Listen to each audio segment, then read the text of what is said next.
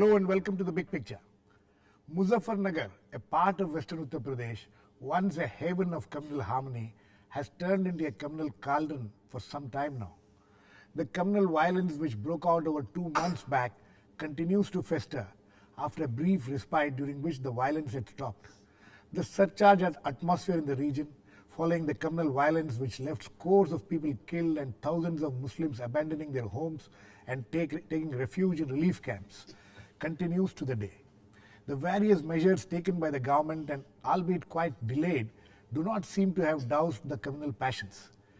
The harmony between the Jats and the Muslims which prevailed earlier lies shattered now. Why does Muzaffarnagar continue to fester?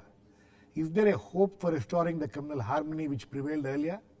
What are the factors which are not allowing the return of harmony? We will discuss all this today with Prof. Zoya, Hasan, a well-known political scientist and author, John Dayal, civil rights activist, and someone who visited the region after the riots as part of a fact-finding team, Prof. Sudhir, Panwar, President, Kisan, Jagrathi, Manch, and someone who works in the region, Neelabh, Mishra, editor, Outlook, Hindi. Welcome to all of you. Sudhir, Panwar ji, I would like to come to you first. You have been working in that region for quite some time now. You have understood, you have seen the problems which prevail there. You know, we thought after that initial round of communal violence, when there was the intervention of the government, the intervention of the authorities, that it would all come down. But again, once again, we see the violence starting again has resumed. Why do you think this is happening? No, it is not a new or isolated incident. It is the extension of the earlier failure of the government, and because government has not changed its attitude towards this problem, they want to rather tackle this political problem with the administrative measures. However, the message is clear that it is a political problem. And various teams which visited the area, or the Samajwadi Party fact-finding team also clearly indicated that it was the administrative failure due to political intervention. Okay. Mr. John, you have visited that area. Yes. And do you agree with Sudhir Panwar that the authorities are looking at it as a law and order, as an administrative problem, and are not tackling it as a political issue? I think the police and the administration, inefficient though they are caught in a bit of a cleft stick. The government is incompetent, there is no doubt about it. But the police have not been as harsh as they should have been to contain the RSS and the communal elements who have a free run of the place. We discovered it, and that's what I hear on an everyday basis. I fail to understand how, in a situation, that these groups can say, don't arrest our people, although we have killed the Muslims. Arrest the others. And the police is, in a way, accepting that thesis. They should have cracked down on the large number of politicians who are disobeying the law like nobody's business, who are inciting the mobs, who belong to almost all parties, but a large chunk of them belong to this group. You cannot have a Mahal Panchayat where people come armed and pre-decided. So there was never a doubt from day one that things were being precipitated and moved towards a certain goal, which was to have a violent confrontation. And this has been going on for some time. The police failure in understanding what was happening, the intelligence failure, and if there was intelligence, their failure or refusal to act on that intelligence was what created this crisis. But the way that they've acted after the crisis does not bring any glory either to the police or the Samajwadi Party government. But when you say the police have not acted, they're caught in a cleft stick, do the police have a free hand to act at all? Under the law, the police have a free hand. Under the law, under the constitution, fine. But on the ground, the reality. In reality, the UP police, or for that matter, the police in Madhya Pradesh under the BJP, or the police in either state, acts at the behest of the political masters. Right. We know that for a fact. But still, they do broadly. But when there's a violent act, the IPC does take over, does it not? The CRPC does take over. And you must do your job according to what the law demands. And when you fail to do that, you encourage the aggressors to go on. And this we have seen not only in Muzaffarnagar, we saw it in Moradabad long ago, and in Kandhamal, and in Mangalore and Bangalore, all over the country. The same party, by the way, the same group of people are involved in fomenting the violence across the country. So we know who's doing it. On that, there is no doubt. Across the country, we have evidence enough and more to prove that one group is working to create social divisions, communal divisions, political divisions, to garner whatever political benefit they can from that. Zoya, isn't it quite ironical that here is a party which is ruling the state, which claims to be the upholders or of the Muslim of the minority and especially the Muslim interest, but these things are happening right under its nose, and it just seems to be clueless how to control it or how to respond to this. I think the point that John Dayal was just making is very important, that there's no doubt that this government is very incompetent. I mean, the point was made by Mr.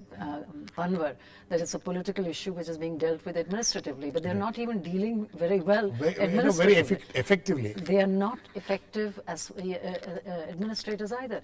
But I think the basic issue really is what the other panelists have also said, and I think it's now quite clear the forces were behind it. And yet, if you look at the response is an attempt on the part of the UP government to strike a balance, not to be seen to be taking action against groups who are so obviously involved. So that if you look at the pattern of arrests, for example, firstly, obviously everyone who should be under arrest has not been arrested. Now, the number of arrests that have taken place, now even there you can see that there is an attempt to balance. That if you're arresting a few from the majority community, you must also address a few from the minority community.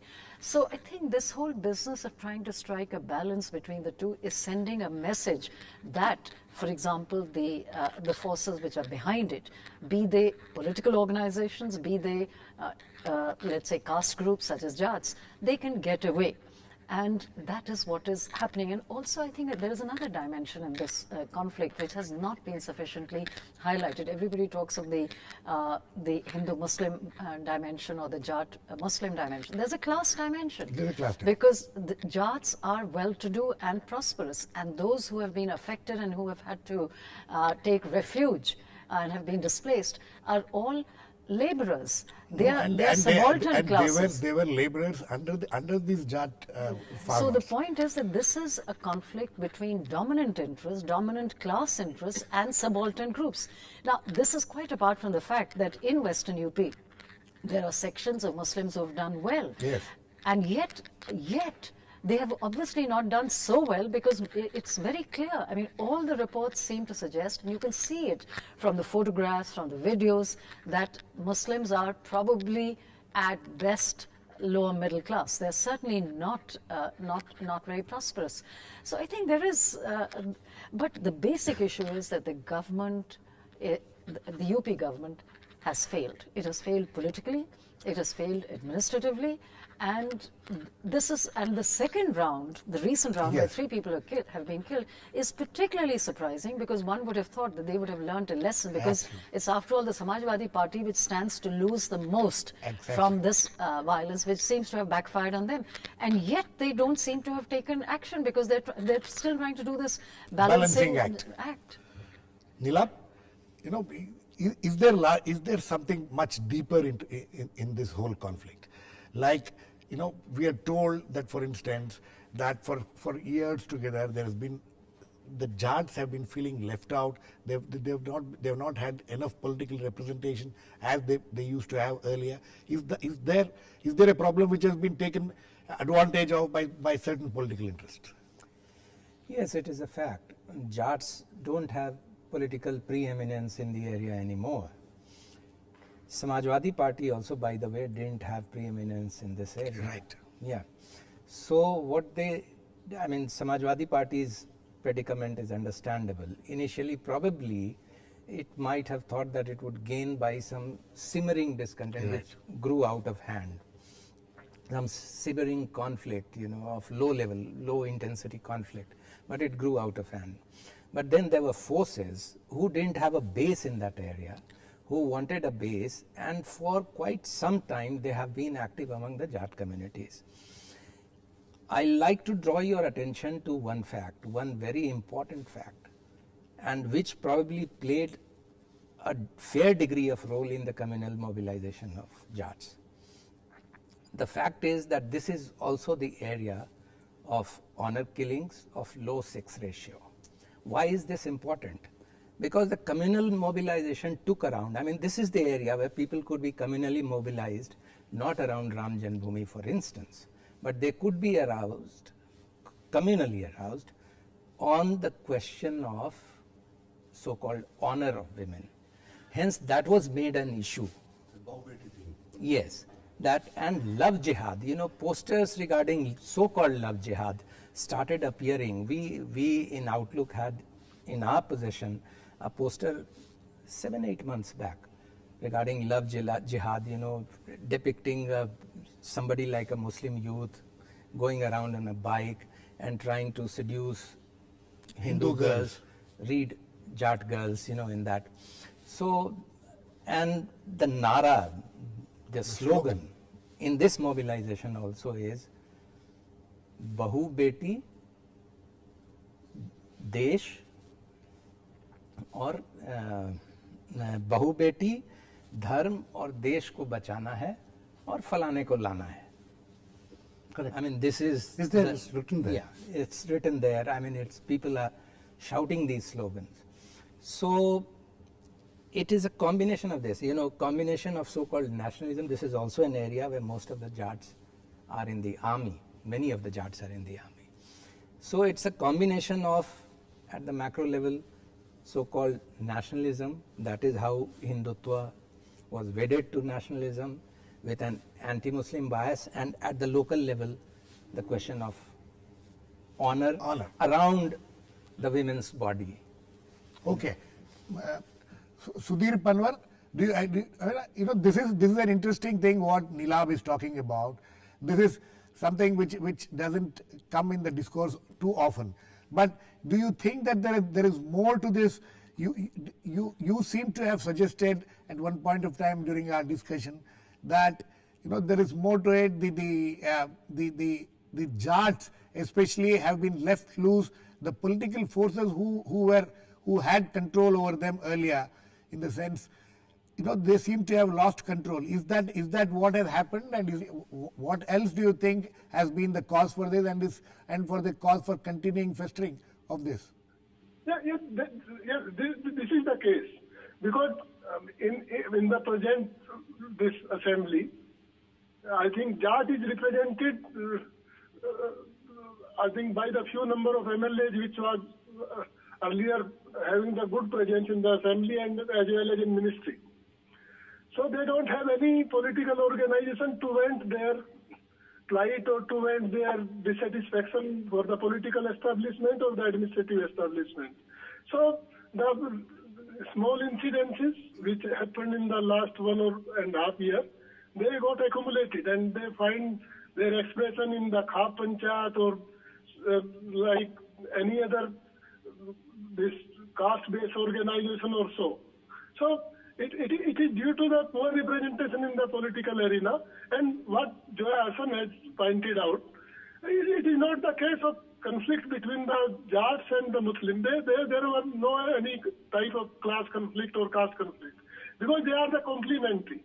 This area is famous for this conflict between the Jats and the scheduled caste, but not between the Muslim and the Jat community, because their interests are totally different. They are in Muslim there are the two spectrums. Either they are the landlord or they are the laborers with the Jats. So there are no type of conflicts, economic conflicts or the social conflict. There are no such thing. This is I think this is the instant problem which is created by some administrative failure as well as by this. No, you're trying to out in the program that it is due to the ambition of one political party which hardly have presence here.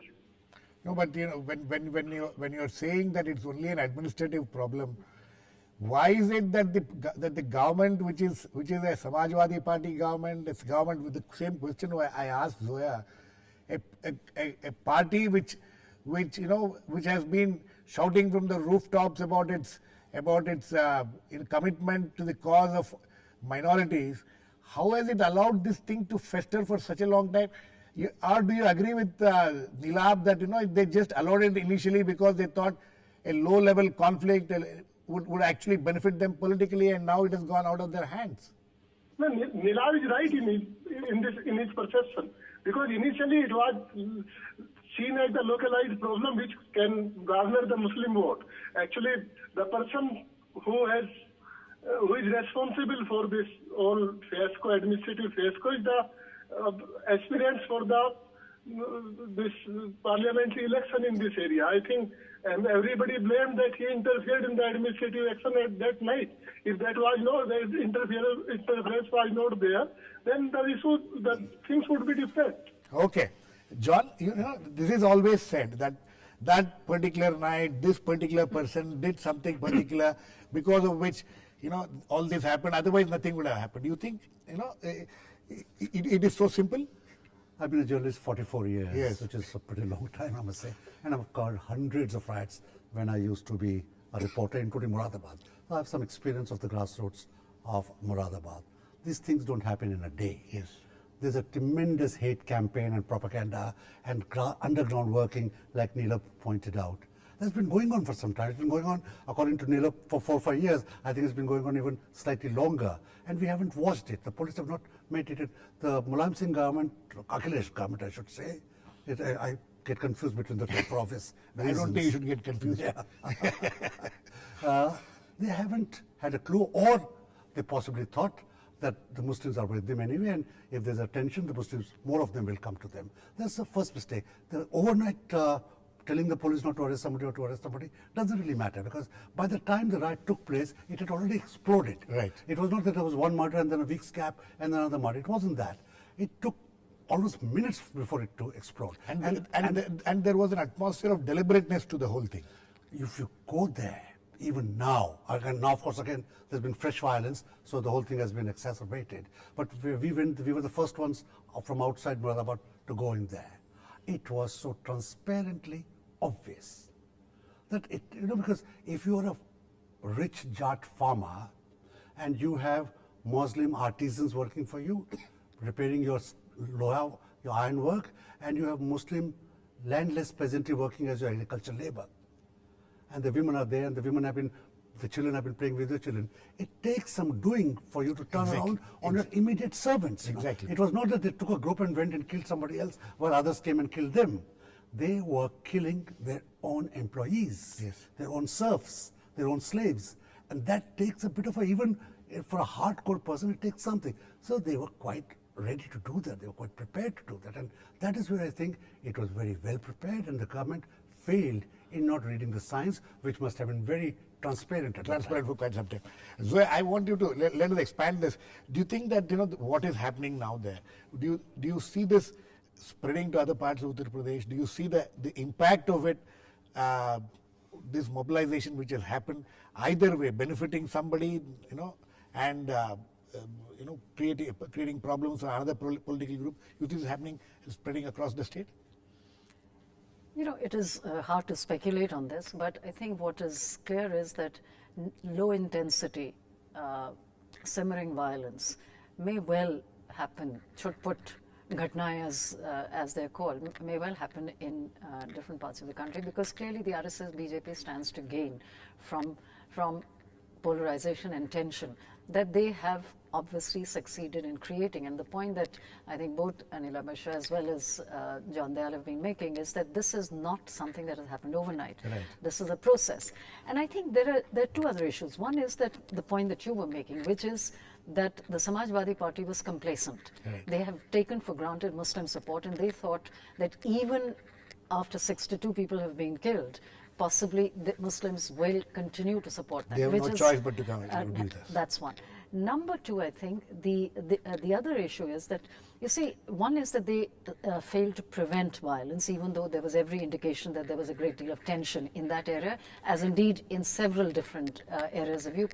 Second, in the post-violence situation, which is to say, in the past 2 to 3 weeks, much more should have been done to restore normalcy, to create conditions which would enable people to go back. And if people did not want to go back, then you have to deal with the situation. Now, what has been reported by a number of people is that the conditions in the refugee camps are refugee just camps. absolutely horrid, and the government has not done enough. And the third point I think is also important is that while we should certainly blame the Samajwadi government for its administrative and political failures, but meanwhile I think the RSS and BJP, which have been fanning the embers of violence, I think they have been able to get away, and they have not, I mean, there hasn't been sufficient attention paid to the role that they have played in creating tension and also in creating a situation where it has become virtually impossible for let us say, people who have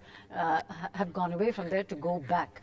And I think they are, in a way, fanning the Jat assertion in the past few weeks. Yes, I yes, just wanted John. to make a very brief point. There are murmurs among the Jat community in Haryana. It may not end up in violence because the situation is very different there. Yes. But politically, the murmurs are audible now. Okay. Neelabh, you know, we are talking of various political forces. Now, you know, Congress recently Congress has also tried to play a role, but it has not been able to play much role there. And then the statement of Rahul Gandhi recently about the ISI and things like that. You think, you know, what he says may be a fact, but is it a problem in stating those kind of facts? Does it result in further alienation of these communities, further tensions, further problems there? Look, I'm all for stating the facts, but they could have been done more tactfully. I mean, he needn't have said that somebody from the IB approached him and told him this and all that. I mean, that kind of thing leaves you open to attack from all sorts of forces and might exacerbate situation a bit. Because there is also, I mean, let us be very frank about it, for whatever reasons, there is a tendency, there is a fringe in among the Muslims of who advocate more militant forms of resistance. And even in Muzaffarnagar, there has been that kind of thing operating. So, political leader is a leader in the sense that he or she has to then smooth over these things, not by hiding the facts, by putting across facts, but yes, in a way that it doesn't prove a matchstick to the already dried powder which is volatile situation. So you think that does Congress have any role to play now at all in that region? Do you think they'll be able to bring about some order? And also the Ajit Singh, the party which actually had pretty good hold over that region. What is happening to that party? That party seems to be finished at the moment, and the response of that Ajit Singh's party, because the whole of Charan Singh's politics, the Rashtriya Lokdal, Charan Singh's politics, and even before that, Tiket's politics to a much larger extent was based on, I mean, after Charan Singh Tiket, it was based on Kisan Ekta, you know.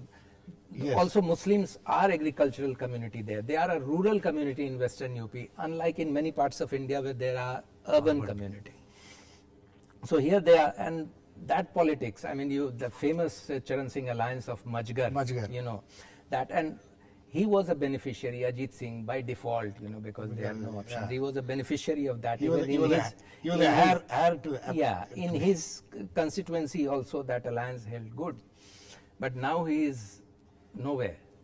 No, and exactly, that is the point. He might win his seat, but then John, this political mobilization, you know, when we talk of, we are easily criticizing the Samajwadi party or, whichever government, saying that administrative failure and things like that. But how do you tackle these things politically?